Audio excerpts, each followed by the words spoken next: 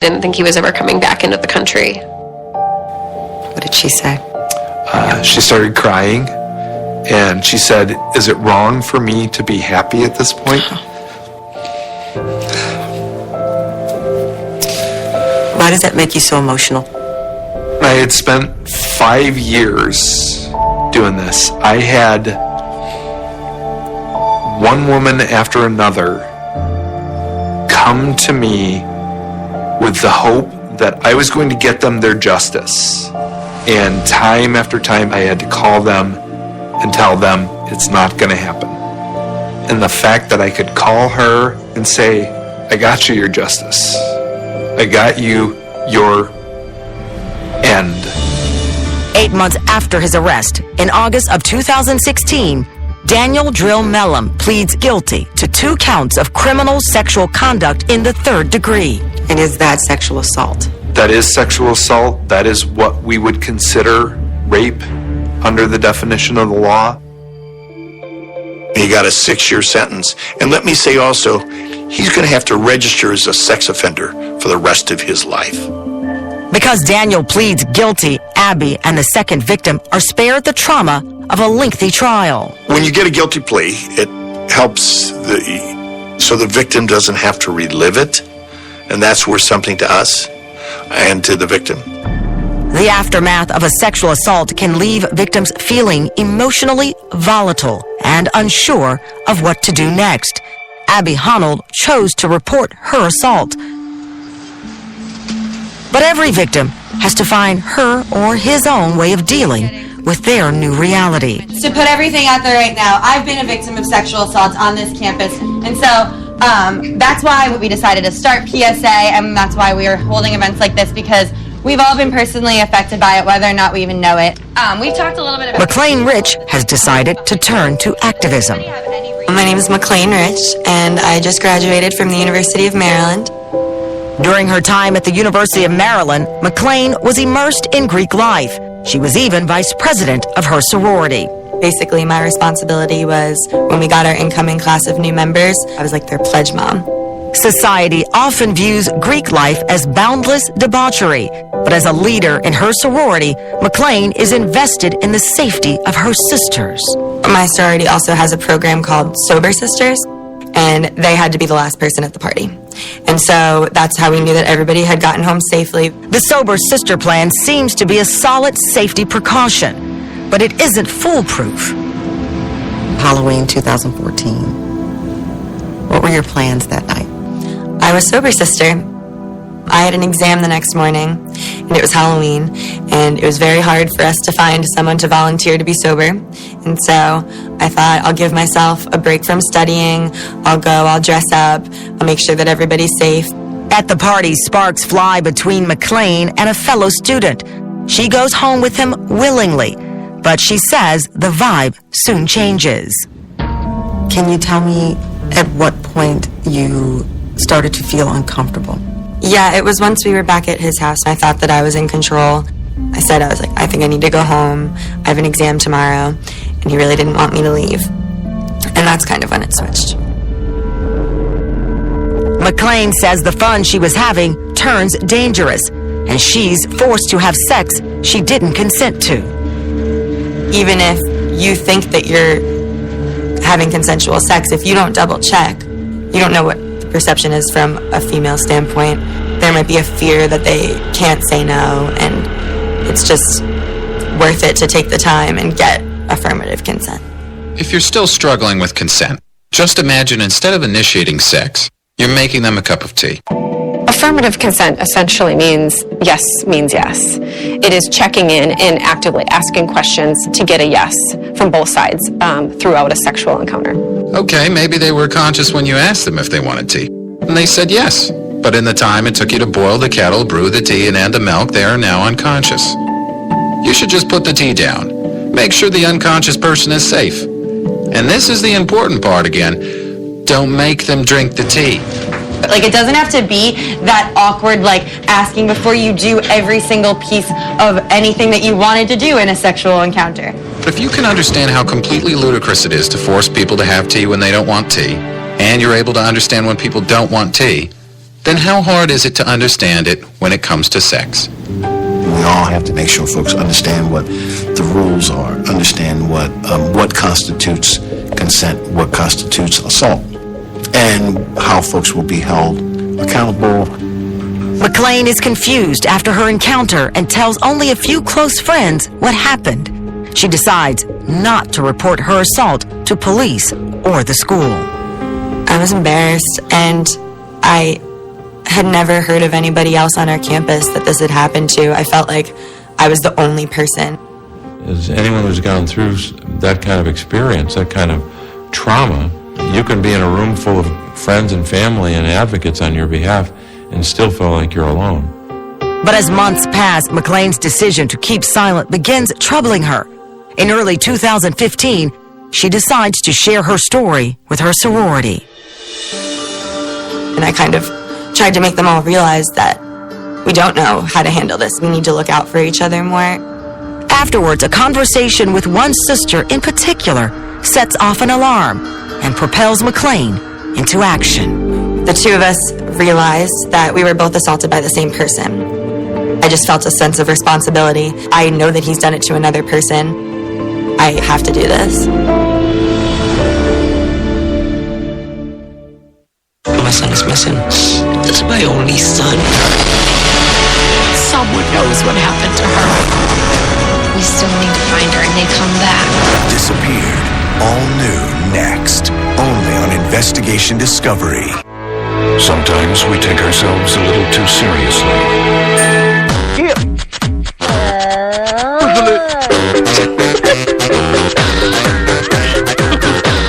But you can't be serious with Twizzlers. At IKEA, we believe that your dream bedroom, from a personalized closet to a well-organized chest of drawers to a cozy bed, can be yours for less. Save up to 20% at the IKEA bedroom event. Beyond is a natural pet food that goes beyond assuming ingredients are safe to knowing they are. Going beyond expectations because our pets deserve it. Beyond, natural pet food. 2 kids barfed in class today. It was so gross. Lysol disinfectant spray kills 99.9% of bacteria, even those that cause stomach bugs. One more way you've got what it takes to protect. We have tap waters from all across the country. This water contains an acceptable amount of lead that's well within the drinkable standards. Lead? You look concerned. Damn, that's not good. That's not good. Pure, certified to reduce lead and over 70 other contaminants. Hey, Becky! Hey, Silkman! You know what goes great with jogging? Protein! New Silk Protein Nut Milk. It's got 10 grams of protein. That's a lot. Oh, Becky, it's the most!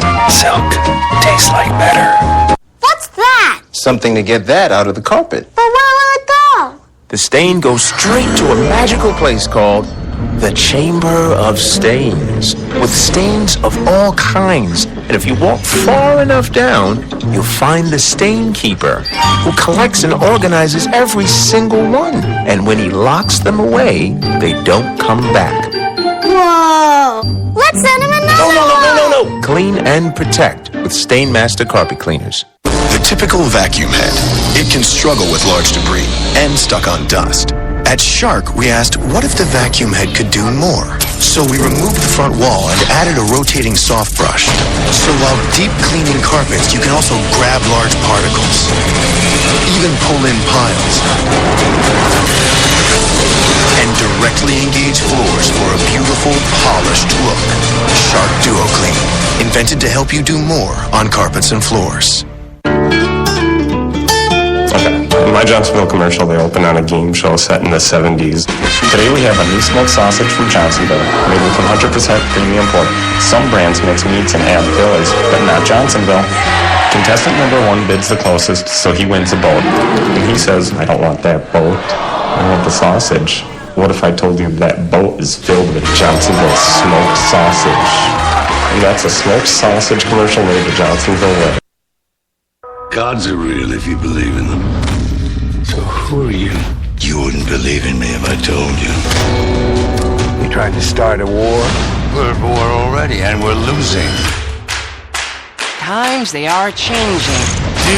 We need you to fight them. It will be glorious, win or lose. American Gods premieres tonight at 9. Order stars for $6.99 per month for 12 months, plus you could get $25 cash back.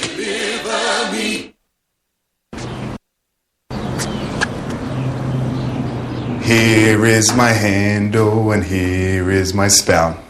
When I get all steamed up, then I shout. Tip me over and pour me out. Oh. It only takes a moment to make a moment. Cheers. Take time to be a dad today. On the next scene of the crime, when a controversial doctor is found dead. Do I have a murder? Do I have a suicide? Conspiracy theories erupt. This case is one of the most suspicious I've ever. Who would have wanted him dead? Did he ever fear for his safety? Hey, Dad. You knew you were stirring the pot. And did it have anything to do with his radical work? You believe he was killed? I believe someone took him out. Scene of the crime with Tony Harris. All new tonight at 10 on Investigation Discovery.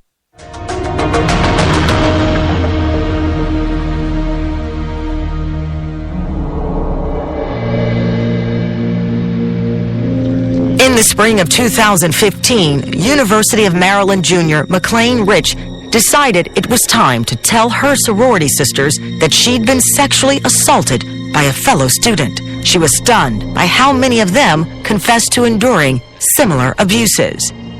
The part that shook me the most was so many women would say, I know I was wearing a crop top, and so maybe I should have dressed differently, or I was drinking a lot. I know that doesn't mean it's my fault, but maybe that's why.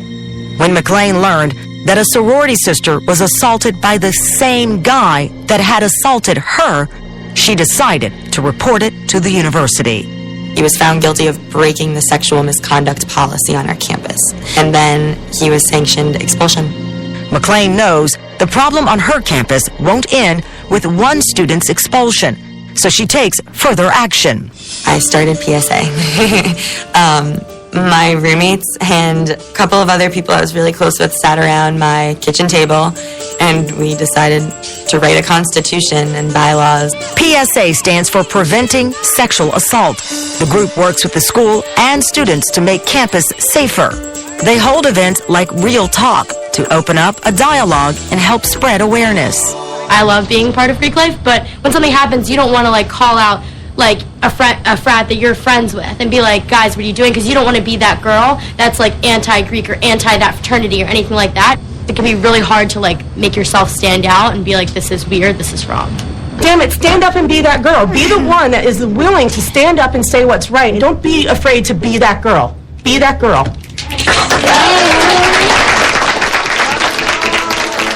Other activist groups have been started by students frustrated with their university's apathy about sexual violence.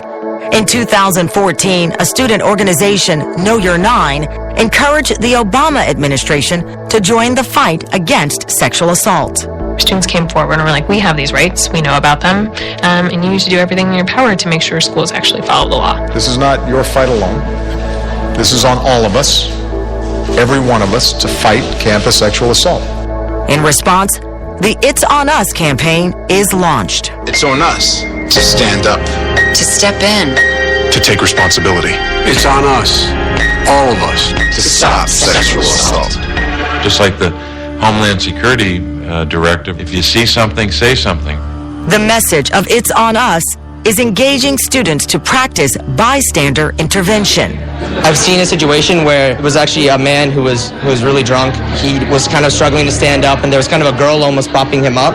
And I kind of stepped in and I said, is he all right? Are you okay? And she kind of told me to take him away. And it was a complete stranger, but I was really happy I did it.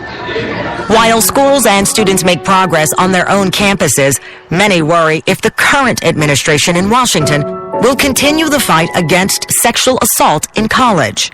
I have a lot of concerns about Title IX being rolled back on a number of fronts, but especially in this area, where we've made some good progress over time. I ask you, would you uphold that 2011 Title IX guidance as it relates to sexual assault on campus? It would be premature for me to do that today. You can say that you might have questions about the current law. You can't say you're not going to enforce it. You can't say it's premature to enforce existing law. With crude references to locker room talk made during the 2016 election, many see a threat to basic notions of respect and consent. We've already seen reports of girls in school who are saying that boys are groping them and saying that the president grabs women by their genitals. Why can't we? So I don't think we can underestimate how scary it is. Even in the face of an uncertain future, many young people see reason to have hope. Students fought for protections well before the administration started caring about this, and students have used tools well beyond the federal government to force, pressure, shame their schools into doing better. For me as a survivor, to know that I have all of these people who are here, not fighting specifically for me, but for survivors in general, it's just so encouraging, and it helps me to be able to continue with what I'm doing on a day-to-day basis. How does it feel to know that a young girl will remember what you've taught her, and it could save her from being sexually assaulted? I never dreamed of using my story to help others. I've been so lucky to have these people in my life that help me get through it. I kind of owe it to people. I've come close to giving up many times, but I have a responsibility to speak out. Seeing everyone here gives me so much hope for every survivor and, unfortunately, future survivor of sexual assault. I will continue to refuse to let this experience break me completely.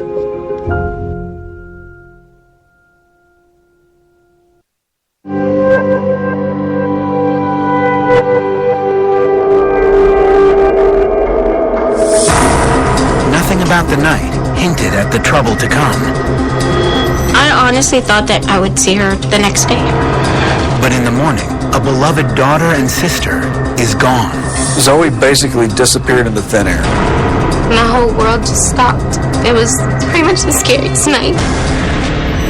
Suspicions keep mounting. He failed one question, and it was, do you know where Zoe's at? Just didn't seem right that he would lie about something that small on a missing person case. And for investigators, the case cuts to the core. How would I feel if one of my girls went missing? At that point, it did become personal. Now, a family struggles with the unthinkable. There's no how-to guide on how to do things for missing children. But one detective remains determined to bring Zoe Campos home. I want there to be an answer, good, bad, or ugly. I want to solve the case.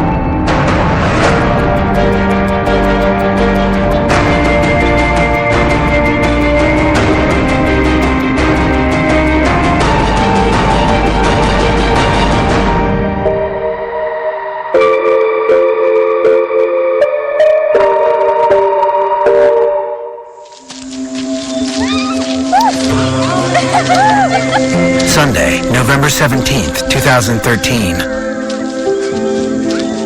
It's only 10 a.m., but the Campos family has been up for hours, taking full advantage of the mild fall morning in Lubbock, Texas. There's no place 18-year-old Zoe Campos would rather be.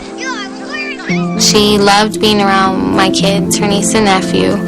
She loved being around her family.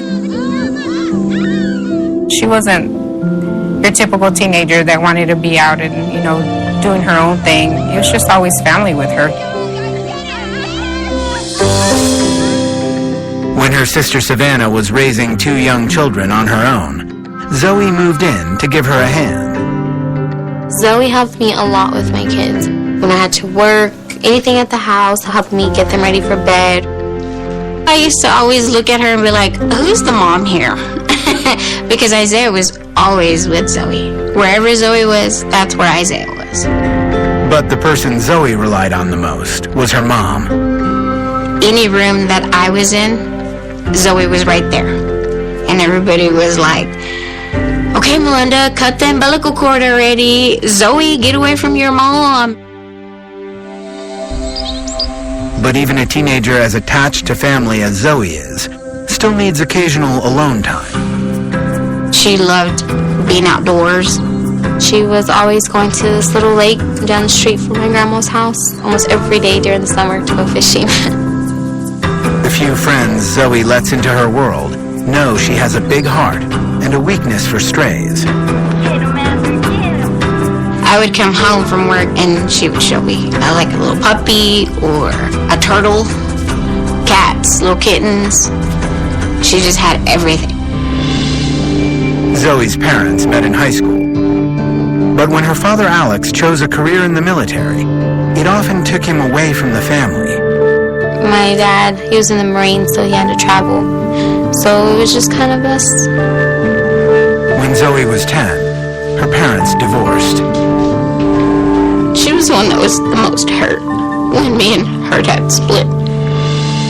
As the years went on, Zoe adjusted, and despite her own anxiety about her dad overseas, she spent many sleepless nights comforting her sister, who also worried about his safety. Every time I needed her, she was there for me. When he did come home from a tour of duty, Zoe was eager to make the most of her father-daughter time. He taught her the Campos family trade of fixing up cars. All my dad's side of the family is good with cars, so it kind of just interested her. She wanted to go to school to be a mechanic. Zoe was so focused on her goal that instead of waiting until she graduated, she left high school early with the idea of getting her GED. She also bought herself an old beat-up Lincoln Town car to start practicing on her own. There's a smile on her face that day, like, she was so excited she bought it. She was so proud of it. The biggest car ever, and she's like 105 pounds. 5 foot nothing, and I mean, you know, bitty, and she has this big old long car.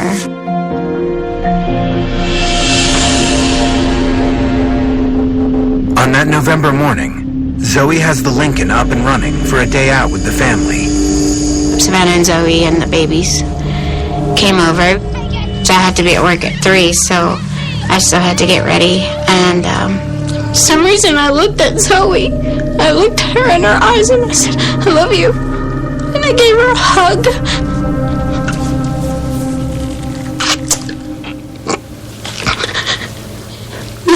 That was the last time I saw her.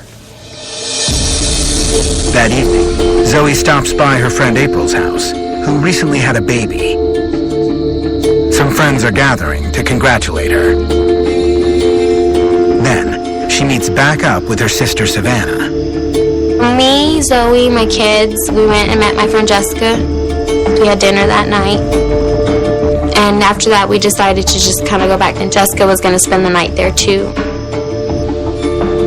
And we were watching movies the rest of the night. Around 11:30 p.m., it's time for Savannah and her exhausted kids to get some sleep. When I went to bed, Zoe was dozing off already. I thought Zoe was just gonna fall asleep. Hours later, at 2:20 a.m., Zoe's mom, Melinda, has just clocked out of her bartending job when she gets a text message from Zoe. She asked me if I wanted to ride. She wanted to come pick me up, and I said, okay, I'll wait. Melinda's car is in the shop, so she happily accepts her daughter's thoughtful offer. But 10 minutes pass, and Zoe still isn't there. Anywhere in Lubbock takes 8 minutes, 10 minutes tops. I called her phone, and it just rang and rang and rang. And then it went to her voicemail, and I called her right back, and it just went to voicemail. I honestly thought that maybe she had just fell asleep, and I would see her tomorrow, the next day. Drained from the night shift, Melinda decides to turn in at her friend's house behind the bar.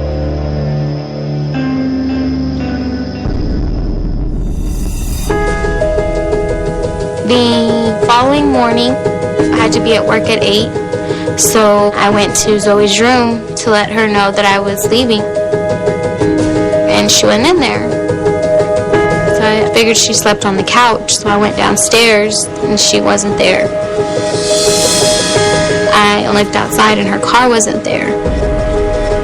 Savannah calls me and asked me if Zoe was with me. And I told her no. And she said she wasn't there. Melinda and Savannah call Zoe's cell phone, but it goes straight to voicemail, which they say is unusual. Zoe always has her charger with her, so there's no reason why her phone would be off. Savannah had called a couple of people, her cousins. She called her ex-boyfriend, and no one had seen her. So that's when we really started to wonder what was going on. As the hours pass, her family's concern turns to panic. I was already freaking out. It was about 5 or 6 when we finally decided to go ahead and call the police. Before filing a missing person report, the police issue an APB for Zoe's car. That night I didn't sleep. My whole world just stopped.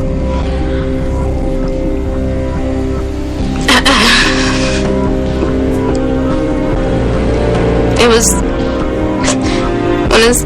pretty much the scariest night. I remember just standing outside, looking up at the sky and just like, where are you? The next day, Melinda and Savannah start making the same calls they placed the day before. But now, they're frantic with worry. They also have the challenging task of getting in touch with Zoe's dad, who is deployed in Afghanistan.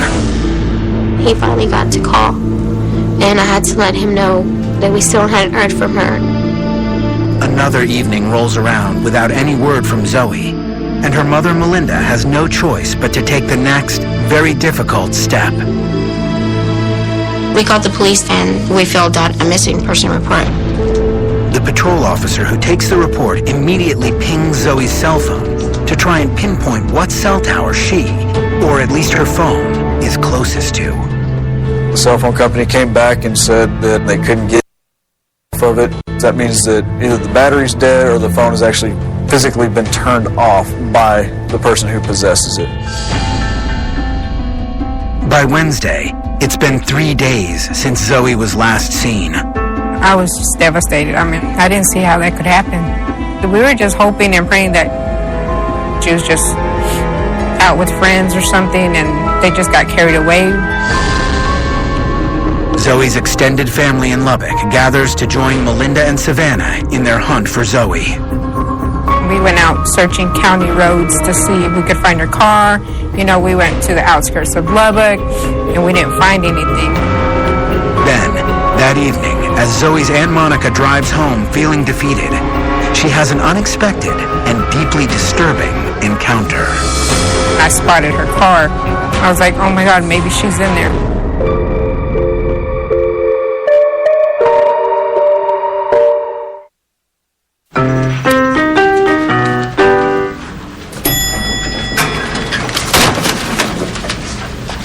Hitting the mid-morning wall? With up to 24 grams of hearty protein, Jimmy Dean Bowls help you avoid it. Shine on. Attention Yards of America.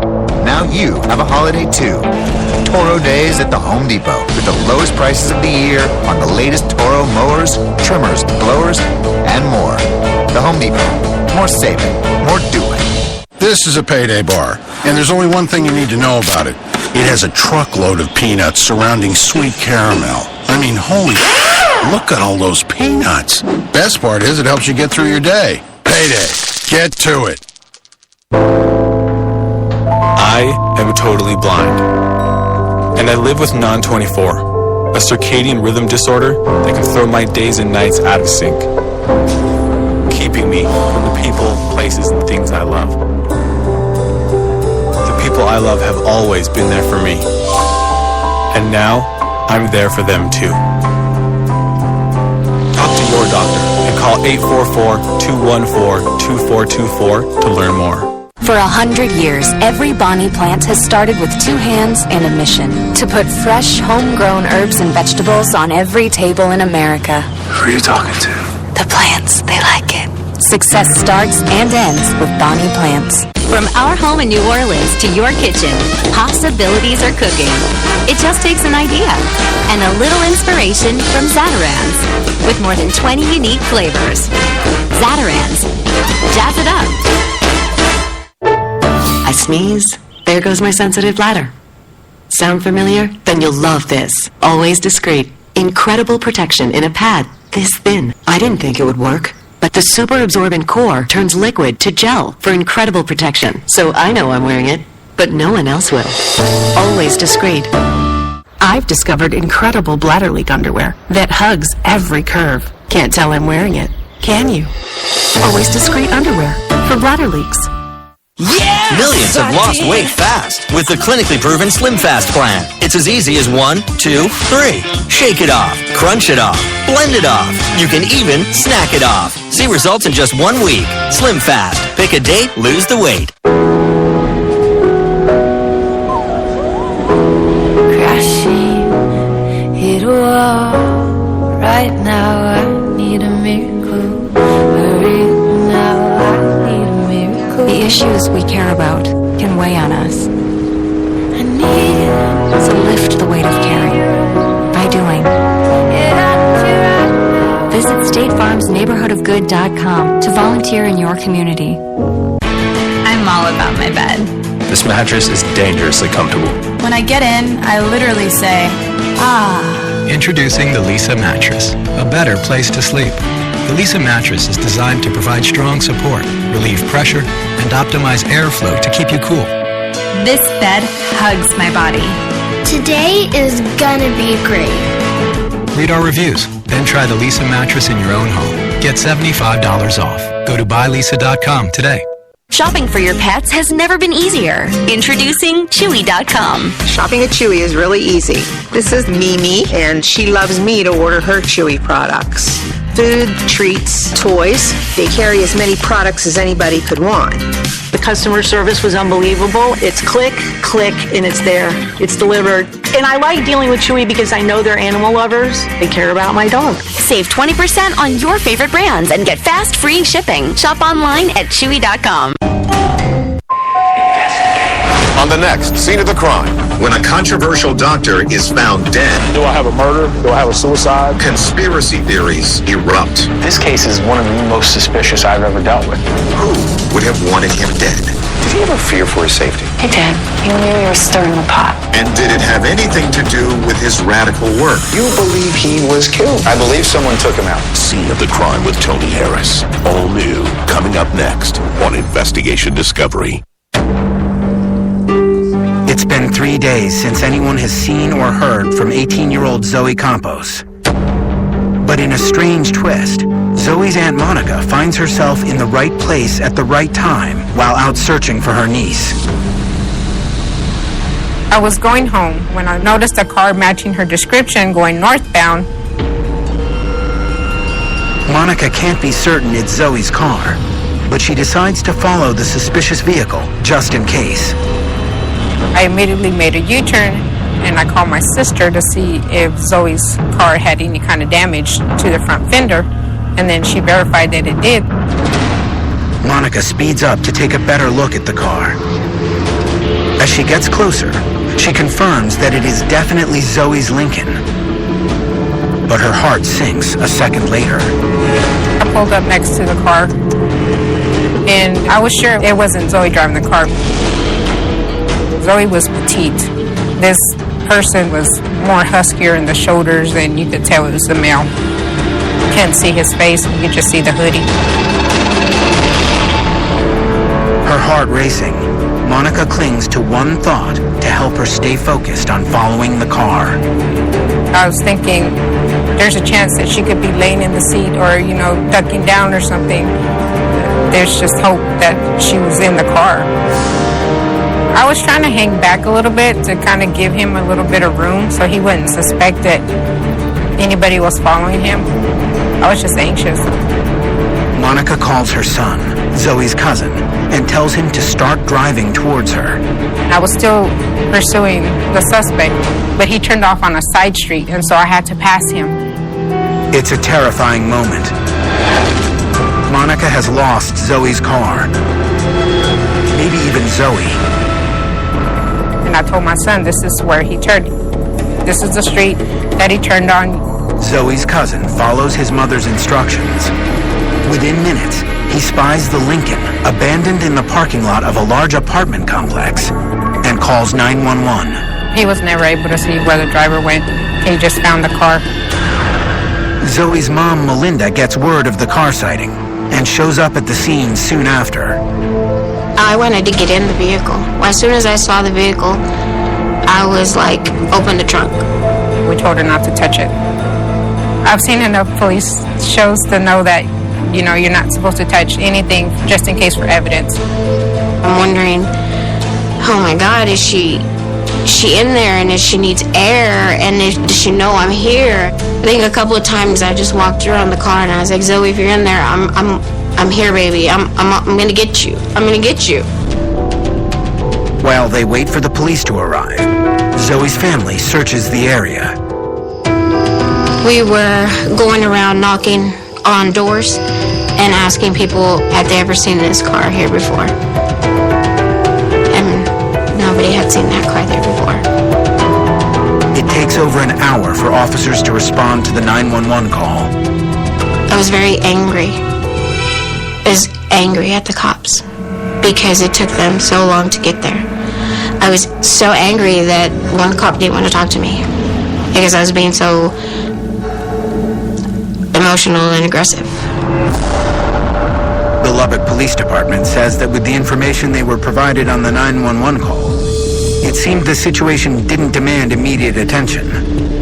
Because the car was abandoned and there was nobody inside the vehicle, there was no high priority to get officers to the scene right away. It's classified as a lower priority call, which can hold for a little bit because there was nobody at the car. But Melinda's worried her daughter could be alive in the trunk. As an officer finally opens it, Zoe's family stands by, paralyzed with fear. When they told me she wasn't, I was relieved, but I thought I was going to finally find my baby. They do find Zoe's black jacket and a roll of duct tape, which is alarming to police, but not to her family. I believe it was hers. I think she used it to fix one of the front parts of her car. In the backseat of the car, they spot Zoe's cell phone charger and a man's gray sweatshirt, which they collect as evidence. They also dust the car for prints, but when they run them back at the station the next morning, investigators are no closer to identifying the mysterious driver. There was no good fingerprints located that could have been used to help identify anybody in the case. The investigation now takes on a new urgency, with the realization that someone may be holding Zoe against her will. Initially, just one or two investigators going out and talking to the family. It turns into pretty much every investigator in our section that was involved in the case. It rapidly developed into a full-blown, everybody's involved looking for Zoe. Detective Adam Freeman is one of the many officers assigned to the case. Right off the bat, he feels a special connection to finding Zoe. When I found out that Zoe's dad was a Marine, he's got 2 daughters, I was a Marine, I have 2 daughters. How would I feel if one of my girls went missing? At that point, it did become personal. Zoe's father, Alex, takes an emergency leave from Afghanistan to join the search for his daughter, while Zoe's mom, Melinda, appears on local news. Imagine not being able to see your kid, not being able to hear their voice, not being able to see their smile. One of her cousins, he made her very first flyer, and that was the hardest thing to see. And we started just putting flyers out there. We went to where the vehicle was left abandoned, to that apartment complex. Wherever they would let us put one, we would put one. In an attempt to retrace Zoe's steps, investigators take statements from everyone who saw her the night she disappeared. The friend she visited that evening, April Delatorre, says Zoe left her place around 9 p.m. A young man, also at April's house that night, verifies the story. He said they had hung out there, and then he had left. Zoe had left about the same time. Didn't know where she went. But police know Zoe left her friends to meet her sister and eventually wound up at home watching a movie with Savannah and her friend Jessica. The last time that she was seen was by Jessica around 11:30 p.m. With no strong leads in the case, police decide to process Zoe's car again to look for more viable evidence, this time at the CSI Crime Lab. So they took swabs for DNA. They took every piece of paper out of there. They went over the vehicle's interior and exterior with what's called a polylight, which helps illuminate bodily fluids such as blood. No fluids are found in the car, and the trace DNA that was collected doesn't match anyone in the criminal database. With no clear forensic evidence, Freeman turns to a different potential treasure trove for any teenager: Zoe's social media. I believe Facebook was the only accounts that I found Zoe to have. They were able to supply me with her entire Facebook account under a search warrant within a couple days. Freeman quickly discovers that the 18-year-old was extremely active online. The Facebook return was 2,973 pages long. It starts with the basic information, the next thing, which is the list of people on her friends list. Then it goes into the actual post on the wall. It takes quite a while to get through that many pages. We're looking for anything that would indicate Zoe's physical location, with anybody she's communicating with, as to possible leads on where she may be. Detectives also get access to Zoe's cell phone records and are finally able to see what tower her last known text message pinged from. The cell phone coordinates for Zoe's last text message were at South Loop 289 and Avenue S. And around there, it's a football field called Lowry Field. Zoe's family says Lowry Field is right near a dangerous neighborhood known for drugs and prostitution. Why would Zoe Campos be there around 2:30 a.m. the morning she disappeared?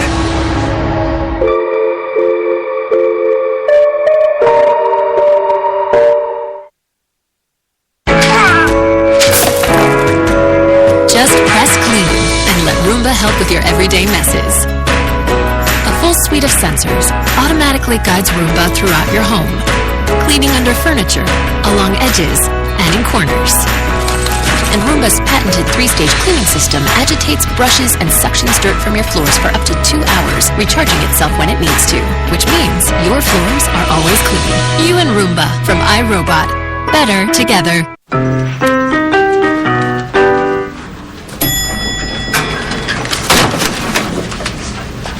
Hitting the mid-morning wall? With up to 24 grams of hearty protein, Jimmy Dean Bowls help you avoid it. Shine on. Hey, the future. What's her problem? Apparently I kept her up all night. She said the future freaks her out. How come no one likes me, Jim? Intel does. Just think of everything Intel's doing right now with artificial intelligence. Pretty soon, AI is going to help executives like her see trends to stay ahead of her competition. No more sleepless nights. We're gonna be friends. I'm sorry about this. Don't be embarrassing me, Jim. I'm getting excited about this. We know the future. We're gonna be friends! Because we're building it. Anyone with type 2 diabetes knows how it feels to see your numbers go up, despite your best efforts. But what if you could turn things around?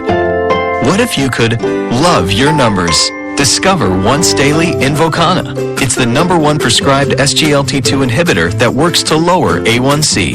Invokana is a pill used along with diet and exercise to significantly lower blood sugar in adults with type 2 diabetes. And in most clinical trials, the majority reached an A1C goal of 7% or lower. Invokana works around the clock by sending some sugar out of your body through the process of urination. It's not for lowering systolic blood pressure or weight, but it may help with both. Invokana can cause important side effects, including dehydration, which may cause you to feel dizzy, faint, lightheaded, or weak upon standing. Other side effects may include kidney problems, genital yeast infections, changes in urination, high potassium, increases in cholesterol, risk of bone fracture, or urinary tract infections, possibly serious. Serious side effects may include ketoacidosis, which can be life-threatening. Stop taking and call your doctor right away if you experience symptoms, or if you experience symptoms of allergic reactions such as rash, swelling, or difficulty breathing or swallowing. Do not take Invokana if you have severe liver or kidney problems or are on dialysis. Tell your doctor about any medical conditions and medications you take. Using Invokana with a sulfonylurea or insulin may cause low blood sugar. It's time to turn things around. Lower your blood sugar with Invokana. Imagine loving your numbers. There's only one Invokana. Ask your doctor about it by name. I never thought that I'd have a chance to tell what really happened. These are real people. I had to. I had no choice. These are their stories. Someone's killing people we love. We don't just watch. We can't let go. I want to know why. I am going to find out. It's up close, it's personal. Investigation Discovery, the #1 mystery and suspense network. When a controversial doctor is found dead, He fought the establishment. did it have anything to do with his radical work? You believe he was killed. Someone took him out. Scene of the Crime with Tony Harris. All new, coming up next on Investigation Discovery.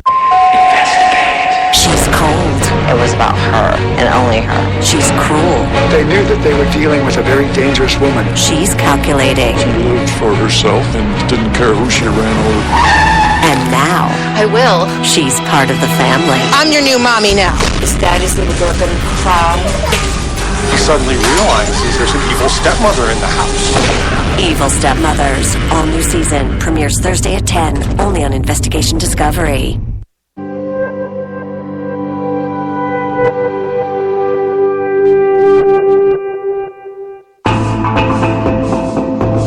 Eighteen-year-old Zoe Campos disappeared shortly after sending her mother Melinda a text message at 2:20 a.m. on November 17th, 2013. Investigators are able to trace that communication to a cell tower near Lowry Football Field, a neighborhood in Lubbock that Zoe's family says is dangerous. They didn't give us an exact location as to where her phone was. They gave us about a mile radius to where her phone was last on. A 1-mile radius sounds like an easy area to search, but police say it's actually hard to tackle. You're looking at 2 miles diameter. It'd have to be a rather large search party, which would probably contain at least the amount of officers we have that are sworn on the PD, which is about 400, if not more. When Zoe's family learns about the ping, they organize a search of their own. We all met in this area right here because over there is Lowry Field, and then over there is the tower where her cell phone was pinged. This neighborhood is known for drugs and prostitution, so we really hit this area really hard. We're a lot of family, friends, cousins, nephews, and nieces, and then, of course, we have our team. We call it Team Zoe. Team Zoe is actually a bunch of people that just came together and were so active and so willing to help. Today it's her daughter, and tomorrow it could be someone else's daughter, and that's a concern for me. We want to find her. Despite days of determined searching, the group finds no clues. Meanwhile, investigators continue scanning Zoe's phone records to see who else she was speaking with the night she disappeared. While in the area of Lowry Field, Zoe made a call that stands out to investigators. There was a phone call or two to Ben Flores' cell phone. Ben Flores, he's just a very close friend of Melinda's. It was around 1 or 1:30 in the morning. I believe it was around a 30-minute phone call, which is kind of odd considering Ben is around the same age as Zoe's father. We were starting to try to have a relationship, me and Ben, but it just ended up just being a friendship. When police question Ben Flores about that night, he offers little explanation. He said he drank some beer and he went to sleep. He didn't remember any phone calls. He just could not remember anything. We didn't necessarily believe that his statement was accurate, so we asked him to submit to a polygraph.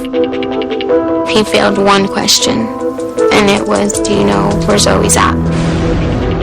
Zoe's mom, Melinda, confronts her friend Ben. He just made all kinds of excuses for me. He said he was nervous. Ben is a big smoker, and they had him in there for like hours, and he couldn't have a cigarette.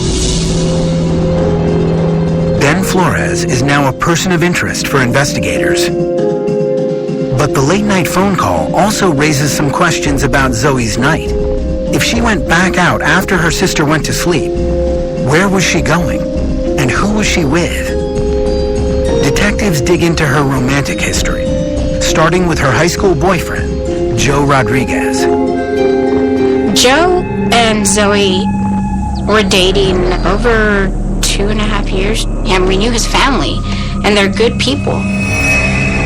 When investigators talk to Joe, he says he hasn't seen Zoe since they broke up a few months ago. Joe has been very cooperative with us. He's agreed to talk to us. He's not trying to run from us anytime we show up. Freeman believes it's unlikely Joe had anything to do with Zoe's disappearance, but he isn't crossing anyone off the list. After her relationship with Joe ended, her family says Zoe rebelled by dating a guy named Jacob Prieto, which at first she kept from her mother. I think she was trying to hide it because she knew I wouldn't like him. He had a child from someone else, and she knew that I didn't want that for her. When Melinda did finally meet Jacob, she says she had an instant aversion to him. You just always go off of first impressions, that gut feeling that you have, and I didn't care for him. And I made it very clear to Zoe that I didn't like him. I kind of got a vibe that he just wasn't a good guy. So I really didn't care to get to know him. Jacob had his run-ins with the law. He's a sweet talker. He talked Zoe into having a relationship. Jacob had a girlfriend at the time. He leaves his girlfriend, and then it's just kind of a back and forth. Days before Zoe went missing, her sister Savannah says Jacob and Zoe argued over his two-timing. Zoe can be a little bit of a jealous person, and from the little things that I got from Jacob, he was kind of a jealous person also. But Jacob has an alibi for the night Zoe vanished. Jacob was with his girlfriend at the time, the other girlfriend, and she was able to corroborate that, saying he was definitely at the house with her. He's one of the persons of interest because of the relationship, but he's been cooperative. Another person of interest who Freeman believes has nothing to do with Zoe's disappearance. Her relationship seemed to lead detectives to a dead end. But Freeman continues searching for other people connected to Zoe through Facebook. And when he starts reading her private messages, he learns that someone police have already met with hasn't been totally honest.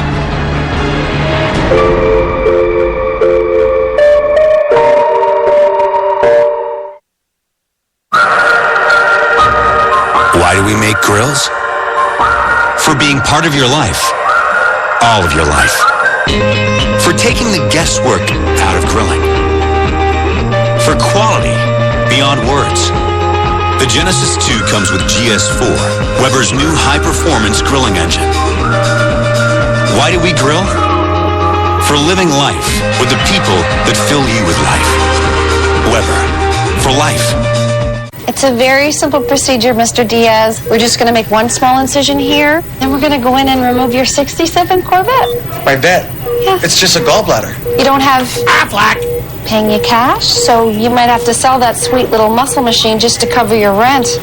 More funny juice. But my papa gave me that. What do you wish you had? Aflac. I love doing that. Health can change, but the life you love doesn't have to. Keep your lifestyle healthy with Aflac.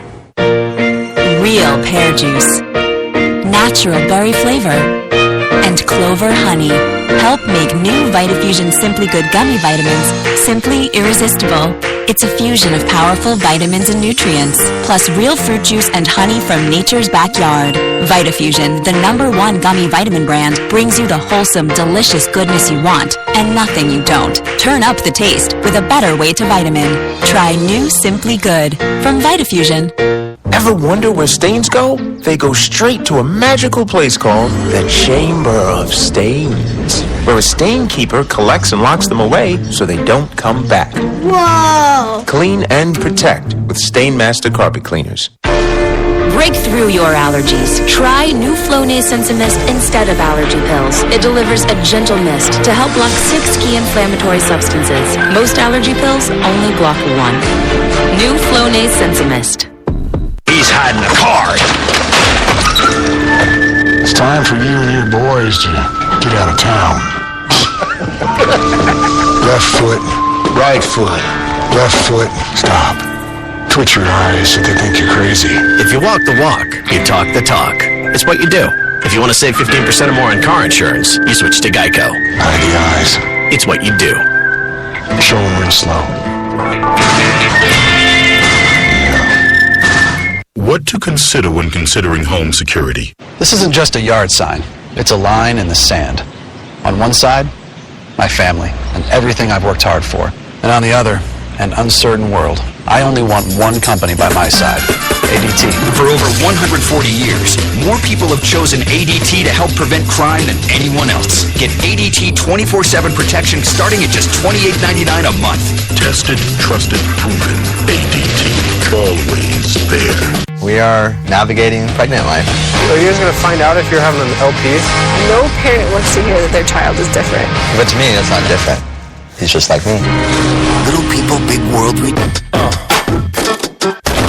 Rehabbing old stone homes to their original glory and making them functional in this modern day is what I do best. Freaking awesome. If you invest your time, your attention, you can turn anything around. I feel like every house has that opportunity. It's crying, Jeffrey, come renovate me. Today was a good day. Catch an all-new Stonehouse Revival Wednesday night at 9, only on DIY Network. Two become one. Then you're a couple. Think of all you'll share. Like snoring. Does your bed do that?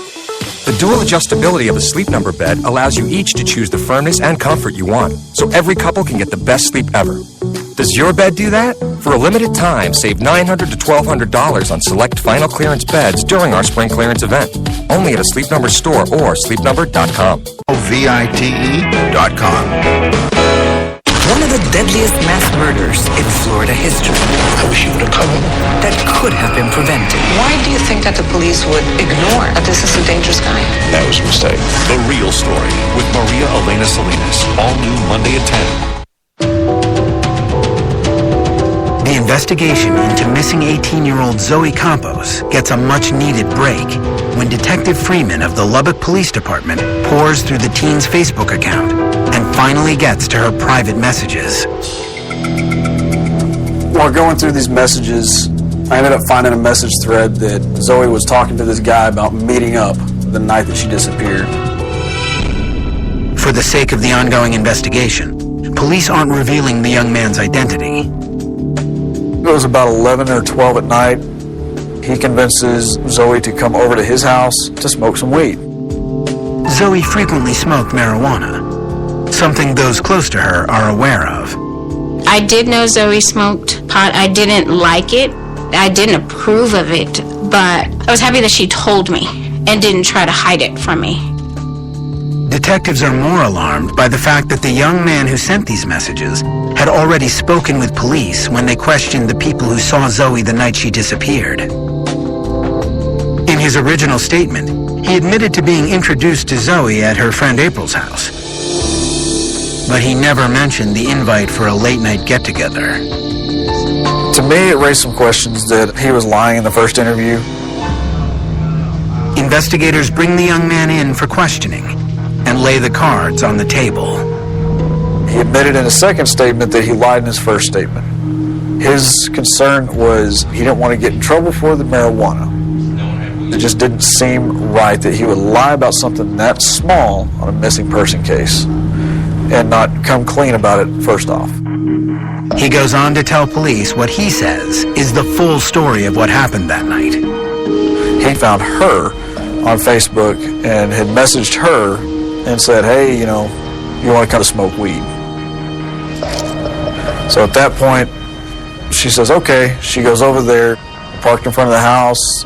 They had talked for a few short minutes. He claimed that she didn't have any weed and that he didn't have any weed.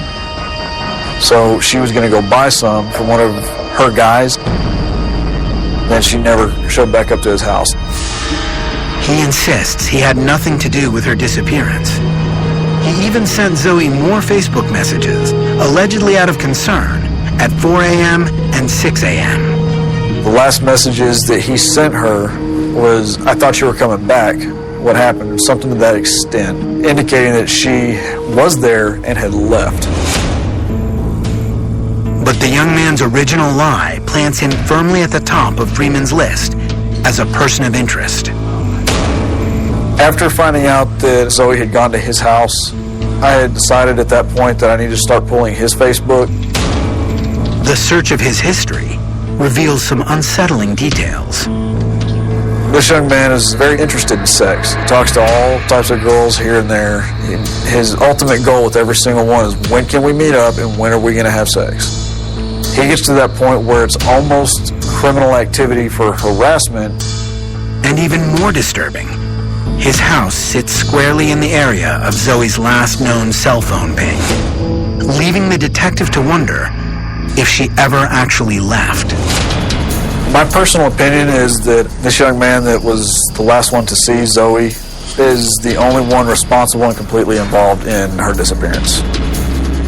Detective Freeman says he has all he needs to classify this young man as a suspect in Zoe's disappearance. But he needs more evidence for an arrest. When the Campos family learns who Zoe went to meet, they're shocked.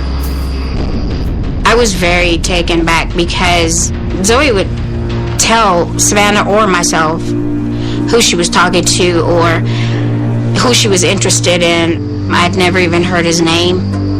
And they think his story about Zoe leaving to buy drugs sounds suspicious. I think that night she probably got a vibe that she didn't like and used the excuse to, "Hey, I need to go get some weed. I'll be back and we'll smoke." Because I knew she had weed that night. Adding to the mystery, investigators believe Zoe may have sent that text offering to pick up her mom while at the young man's house. Now I'm wondering, are you lying? Did my sister go to your house and you're the reason why she's not back? Despite their increasing questions, Zoe's bereft family must wait for answers while investigators work the evidence to see if their suspect is tied to the crime. Meanwhile, the chief of police holds a press conference to update the media on the case. Through investigation, it was found that Zoe was involved in behavior which might put her in harm's way. Her family is crushed by the report. It made me feel like they were just looking at my sister like she was just some bad kid, and that's not Zoe at all. Yeah, Zoe did smoke weed, but Zoe wasn't out there selling drugs. Zoe wasn't out there partying or at the clubs. Zoe was at home. We weren't trying to paint her in a bad light. That's never our intention, but we do have to put out some information indicating what she might have been involved in. As weeks turn into months, holidays and birthdays pass with no sign of Zoe. The one-year anniversary is especially difficult. It kind of hit hard knowing that it had been a whole year. It had been a whole 365 days that I hadn't seen her, that I hadn't heard her voice. That still a year later, we were still in the same spot as we were. There's no how-to guide on how to do things for missing children. And it's hard. Every day is hard. Through fundraisers and the help of an anonymous donor, the family puts up a billboard with Zoe's picture along one of Lubbock's busiest roadways. Seeing that billboard, it just kind of, I guess, made it that much more real. Like, this is really happening. This is your little sister that's on this billboard. I felt, because it was so big and her face was so clear, that someone was gonna see it and someone would say something. I was hoping someone would say something. The The billboard and local news coverage trigger some calls, but the tips go nowhere. Desperate for answers in late 2014, the family enlists a private investigator to search for some new leads and put fresh eyes on the old ones. Paula Boudreau knows the best place to start her investigation is with those most familiar with the case. Detective Freeman and I met on several occasions. He and I collaborated, and I would bounce things off of him.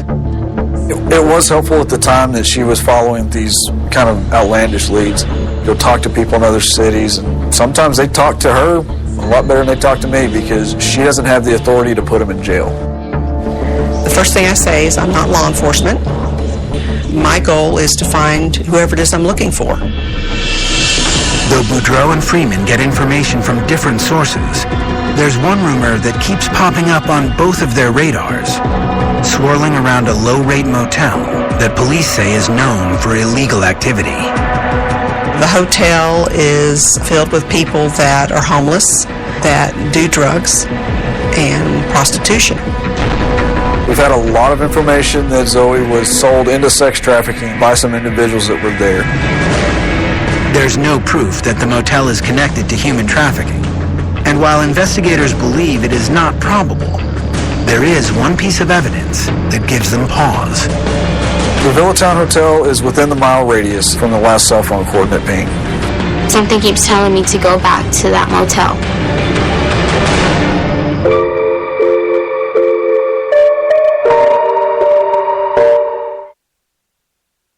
Controversial doctor is found dead. He fought the establishment. Did it have anything to do with his radical work? You believe he was killed. Someone took him out. Scene of the crime with